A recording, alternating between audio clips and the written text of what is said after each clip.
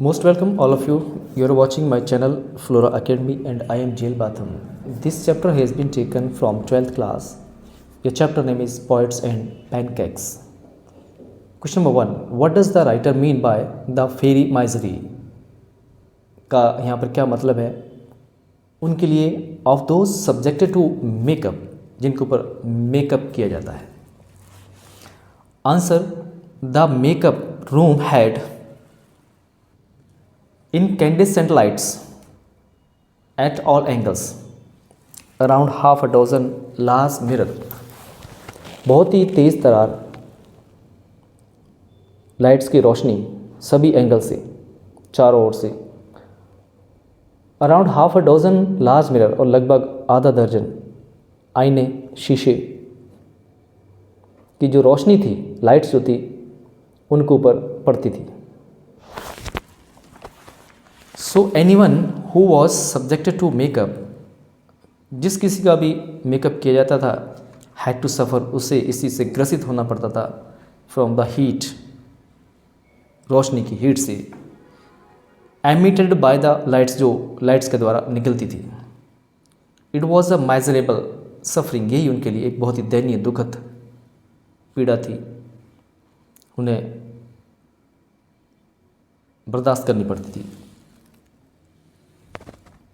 Question number 2 है आपका, what is the example of national integration? National integration का कौन सा उदाहरण, क्या उदाहरण है that the author refers to, जो लेखक यहाँ पर बताता है. द ऑथर वाइल डिस्क्राइबिंग, लेखक डिस्क्राइब करते समय द मेकअप रूम को सेस कहता है that it was run by people, ये जो मेकअप रूम जो था वो लोगों के द्वारा चलाया जाता था, ऑफ डिफरेंट स्टेट, अलग अलग राज्यों के, different states, speaking different language, और वो अलग अलग भाषा बोलते थे. इट वॉज, यही था, ये सब चीज़ें थी. इट वॉज, देयरफॉर, इसलिए. An example of national integration in the studio, यही एक स्टूडियो के अंदर इंटीग्रेशन का उदाहरण था.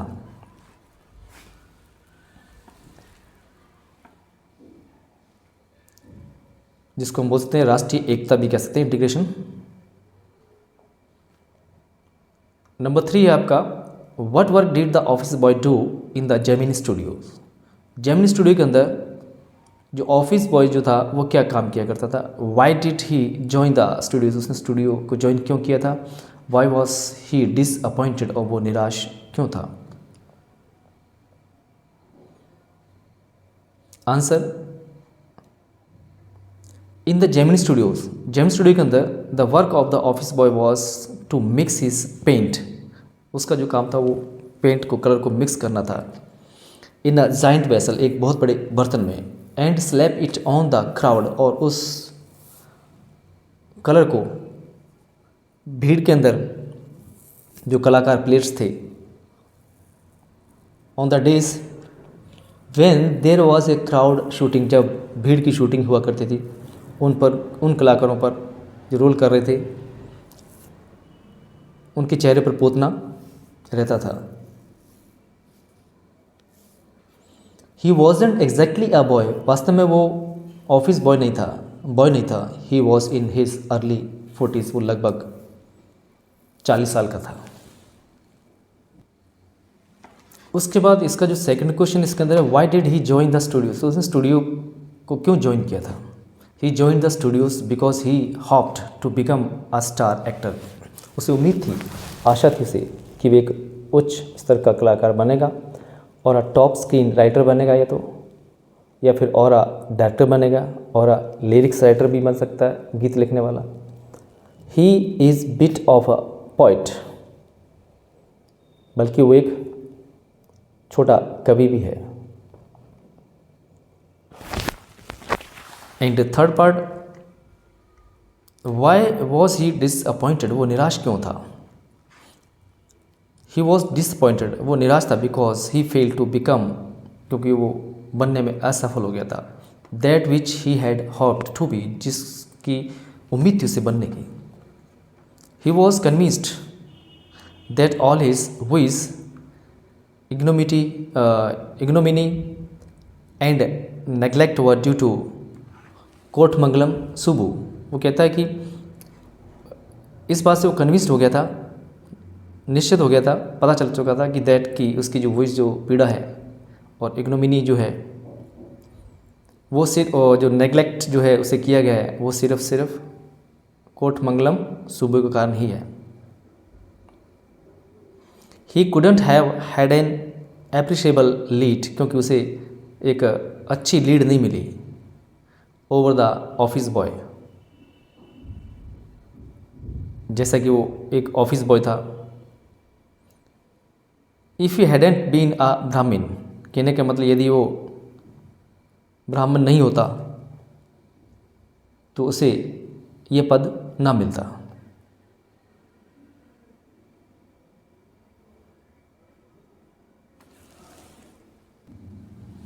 क्वेश्चन नंबर 4 है आपका, why did the author appear to be doing nothing at the studios. लेखक जो था स्टूडियो में कुछ भी करता हुआ नहीं दिखाई देता था, क्यों? The writer's job at the studio, writer की जॉब जो थी studio was only to cut out newspaper, सिर्फ न्यूज़पेपर को काटना थी, न्यूज़पेपर क्लिपिंग्स, न्यूज़पेपर के क्लिपिंग्स को काटना थी। On a wide variety of subjects, जो भिन्न भिन्न विषयों पर, टॉपिक्स पर हुआ करती थी। सो इसलिए he appeared to be doing nothing, इसलिए वो कुछ भी करता हुआ नहीं दिखाई देता था एट द स्टूडियोज़ पर, एक्सेप्ट टीयरिंग न्यूज़पेपर, सिवाय न्यूज़पेपर फाड़ने के। आफ्टर दैट पेज नंबर 61 का, Y was the office boy frustrated, जो ऑफिस बॉय था वो निराश क्यों था। Who did he show his anger on, और उसने अपना क्रोध जो था किसके ऊपर दिखाया। The office boy felt, office boy को महसूस हुआ that he was greatly talented, कि वो बहुत बड़ा टैलेंटेड व्यक्ति था। He was made to rot in department,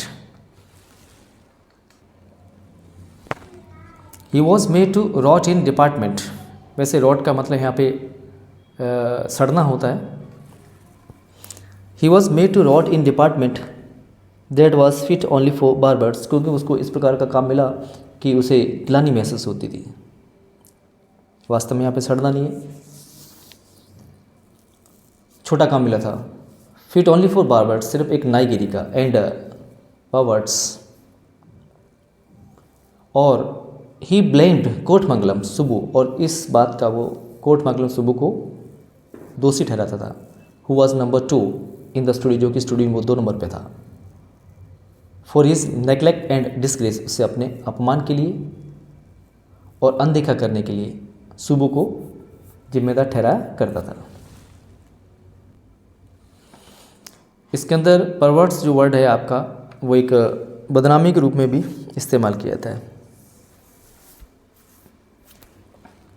number 2 है इसके अंदर, who was Subbu's principal, Subbu का प्रिंसिपल कौन था।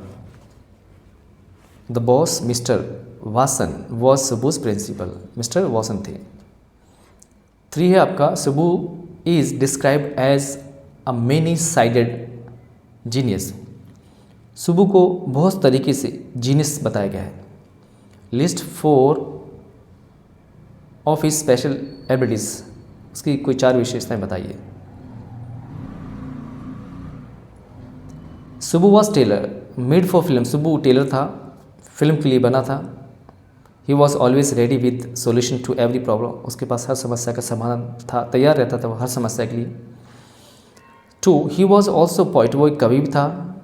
Who could write complex and higher form of poetry, वो उच्च क्वालिटी की और जटिल कविताएं लिख सकता था। 3 he was also fine novelist, एक अच्छा नॉवलिस्ट भी था, काव्य लिखने वाला।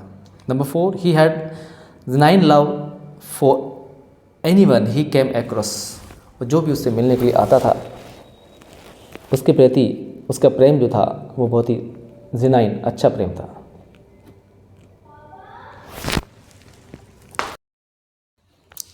Our next 4th question, why was the legal advisor referred to as the opposite by others?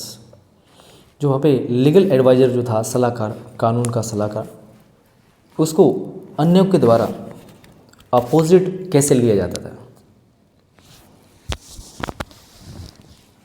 The legal adviser was referred to as opposite by others. अन्यों के द्वारा उसे अपोजिट ही लिया जाता था because of his manners and action, क्योंकि उसके मैनर्स और एक्शन के काम, क्योंकि उसके जो तौर तरीके थे और उसके जो कार्य थे वो इसी प्रकार के थे, इसलिए अन्य जो है उसके विपरीत थे। दूसरा आपका ही वॉर पेंट्स, वो पेंट पहनता था, एंड अ टाई पहनता था, एंड समटाइम्स और कभी कभी तो अ कोट भी पहनता था, that looked like a coat of mail. और जब वो कोट पहनता था तो वो मेल में पहनने वाले जो कोट होते हैं जिसको हम डाकिया कहते हैं। While everything member of the story, जबकि अन्य जो कहानी के जो सदस्य थे डिपार्टमेंट के, war a kind of uniform, khadi, वो खादी की बनी हुई यूनिफॉर्म पहनते थे, धोती पहनते थे एंड खादी शर्ट पहनते थे। उसके बाद है often he looked alone and helpless, प्राय वो अकेला और असहाय दिखता था। ही looked a man of cold logic, और वो एक कोल्ड लॉजिक की तरह दिखाई देता था, मतलब एक जिसमें कम तर्क हो, उसको हम कोल्ड लॉजिक कह सकते हैं। इन अ क्राउड ऑफ ड्रीमर्स, जो ड्रीम सपना देखने वाले जो ड्रीमर्स थे उनके बीच में, यहाँ पे ड्रीमर्स हो गया, ड्रीमर्स हटा दिए। He looked a neutral man in a assembly of Gandhiites and खादीट्स।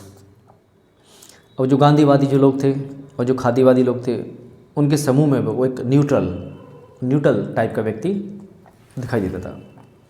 उसके बाद है दूसरा कारण, once he ruined the career of an extremely talented but temperamental actress. एक बार की बात है कि उसने बहुत ही टैलेंटेड और टेम्परामेंटल एक्ट्रेस हीरोइन जो थी उसका भविष्य जो था बर्बाद कर दिया था, career. She was massive country girl, वो देहात की रहने वाली मौसिव, जिसको हम हिंदी में नौसखिया भी कहते हैं, नौसखिया, जो कुछ नटखट प्रकार के होते हैं। She did not have worldly experience, उस लड़की के पास कोई सांसारिक अनुभव नहीं था। Once she blew over on the sets, एक समय की बात है कि वो सेट पर ही अपना गुस्सा जताने लगी, और ही रिकॉर्डेड हर एंग्री वर्ड्स, उसने जो क्रोध भरे शब्द जो थे वो रिकॉर्ड कर लिए थे अगेंस्ट द प्रोड्यूसर, जो प्रोड्यूसर के खिलाफ बोले थे, and played back the recording, और वो रिकॉर्डिंग उसने बजा दी। दिस एंडेड हर करियर, और इसी कारण से उसका करियर का अंत हो गया उस लड़की का।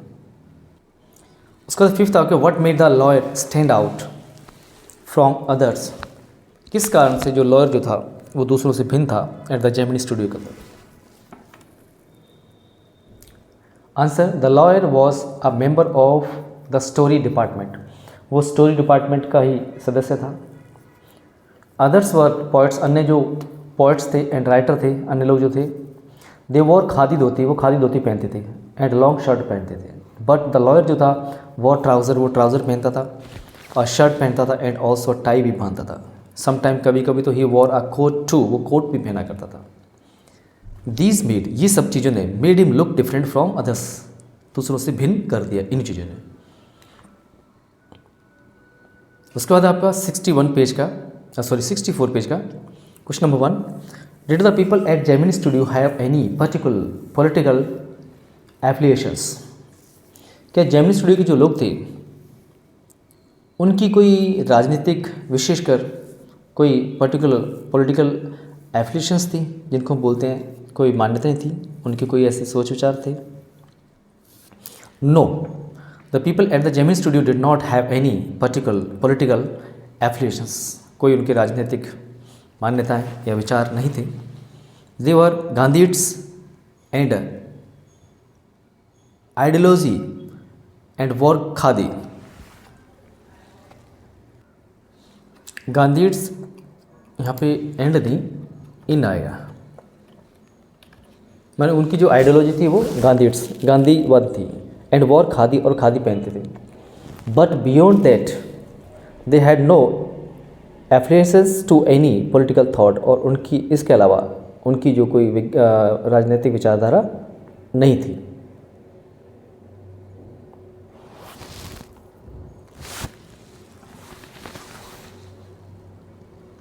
क्वेश्चन नंबर 2 है, why was the moral rearmament army welcome at the studio.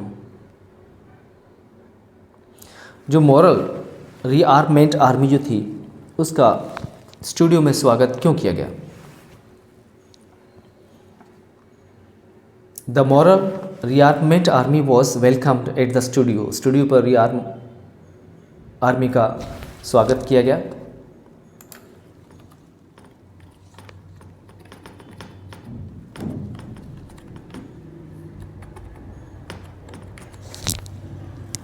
Because क्योंकि the staff had a nice time hosting.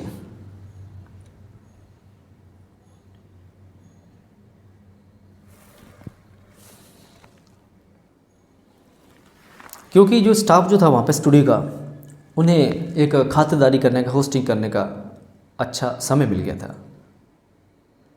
200 people, 200 लोगों का, of all hues and size, जो कि सभी भिन्न भिन्न ह्यूज़ कलर्स के थे और अलग अलग आकार के थे। ऑफ एटलीस्ट 20 नेशनलिस्ट्स, और लगभग 20 देशों के लोग थे ये। It was a good change from the routine work. ये सब माहौल देखकर उनका जो रूटीन वर्क था उसमें कुछ बदलाव हुआ, कुछ नया हुआ।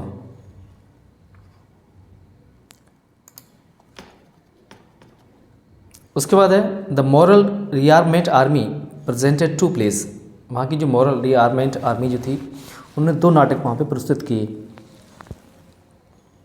इन ए मोस्ट प्रोफेशनल मैनर, मतलब एक वैसे कि जैसे कि वो प्ले के अंदर बहुत ही प्रोफेशनल हो, निपुण हो, ऐसे किए।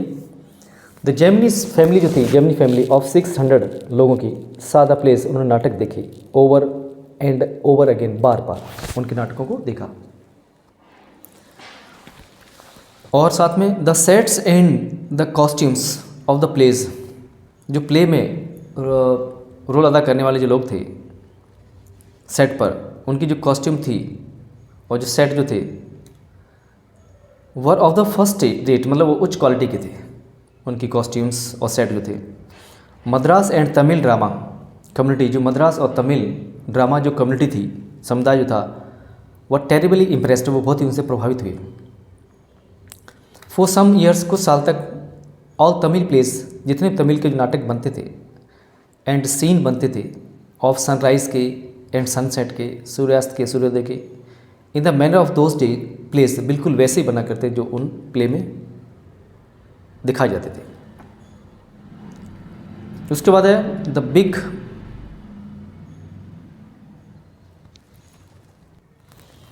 Bosses of Madras like Mister Vasan. जो मद्रास के जो बॉस जो थे, simply played into their hand, जो बॉस जो मद्रास के थे वो भी इनके हाथों में बहुत ही आसानी से खेल गए। हालांकि दियर थॉट्स एंड एक्शंस, हालांकि उनकी जो सोच विचार थे, उनके जो एक्शन जो थे, remain unaffected from the MRA, उनका MRA पर किसी प्रकार का कोई प्रभाव नहीं रहा, मतलब अप्रभावित रहे, MRA से भिन्न थे।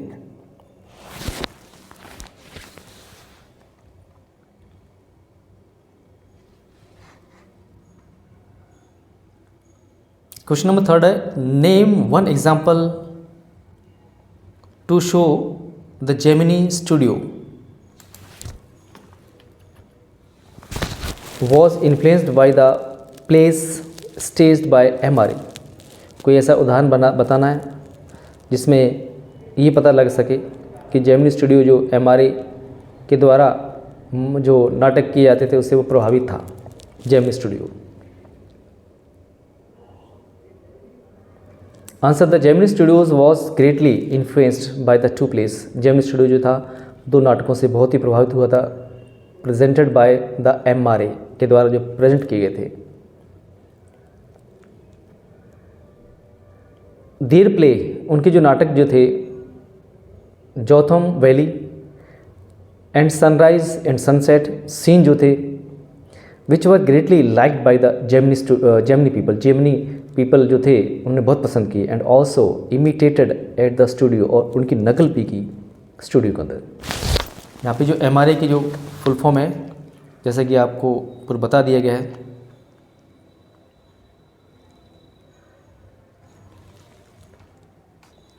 जैसे कि यहाँ पे लिखी है, मॉरल रिआर्मेंट आर्मी, MRA। उसके बाद है आपका, who was the boss of Gemini studios. Gemini studio का बॉस कौन था? Mister Vasan was the boss of Gemini studios, Mister Vasan थे। फिफ्थ है, what cause the lack of communication between the Englishman and the people at Gemini studio. क्या कारण बने जो कि एक वार्तालाप का अभाव रहा इंग्लिशमैन के बीच में और लोगों के बीच में जेमिनी स्टूडियो पर? Answer, eight the Gemini studios, जब जेमिनी स्टूडियो पर उनका जो कम्युनिकेशन हुआ, कुड नॉट नो, नहीं पता चल पाया कि what the Englishman was talking about, कि इंग्लिशमैन जो किसके बारे में बात कर रहा था। His peculiar accent made things difficult for the people, क्योंकि उसका जो विशेष जो अजीब सा जो तरीका जो था बोलने का, उसी ने लोगों को मुश्किल में डाल दिया समझने के लिए या उस इंग्लिशमैन से कम्युनिकेशन बनाने के लिए। दे ऑल, वो सब के सब, हैड टू डिस्पर्स इन अटर बैफलमेंट, वहाँ पे जितने भी लोग थे वो बहुत ही अधिक एक उलझन जैसी स्थिति में पड़ गए थे, बैफलमेंट में पड़ गए थे।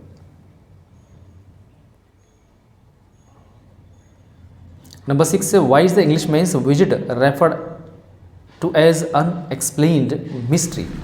जो इंग्लिशमैन की जो विजिट थी वहाँ पे, वो उसे एक अनएक्सप्लेन्ड मिस्ट्री, एक ऐसे रहस्य जिसका विवरण नहीं किया जा सकता के रूप में क्यों माना गया? आंसर है, no one could understand what an English poet was doing, क्योंकि कोई भी नहीं समझ पाया कि इंग्लिशमैन क्या कर रहा था एट अ स्टूडियो पर। That made Tamil films for the simplest short of people, जिसने कि तमिल फिल्म बनाई साधारण लोगों के लिए वहाँ की। The film could not be expected to cultivate a taste for English poetry. The Tamils could not be expected, क्योंकि तमिल वालों से उम्मीद नहीं की जा सकती थी to cultivate a taste for English poetry की, कि वो भी इंग्लिश पोइट्री में इंटरेस्ट बना पाएंगे।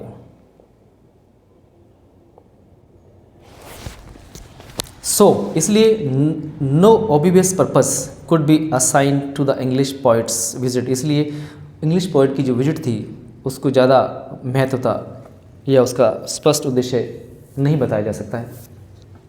विच रिमेंड एन अनएक्सप्लेन्ड मिस्ट्री, इसलिए वहाँ उसकी जो विजिट थी वो एक रहस्यमयी विजिट बनकर रहेगी जिसका विवरण नहीं दिया जा सकता है। 65 का है, who was the English visitor to the studio. Studios के अंदर जो इंग्लिश विजिटर आया था वो कौन था? वो था Stephen Spender, and English poet था वो, and editor of the Encounter, और वो एनकाउंटर का एक संपादक भी था। Was the visitor to the studio, जो स्टूडियो मिलने आया था। Question number 2, how did the author discover who the English visitor to the studios was. लेखक को कैसे पता चला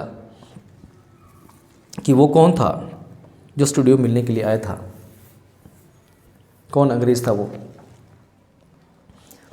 अ short story contest was organised by a British prodigal. यहाँ पे प्रोडिगल जो शब्द है वो एक अपने पत्रिका के रूप में भी कह सकते हैं।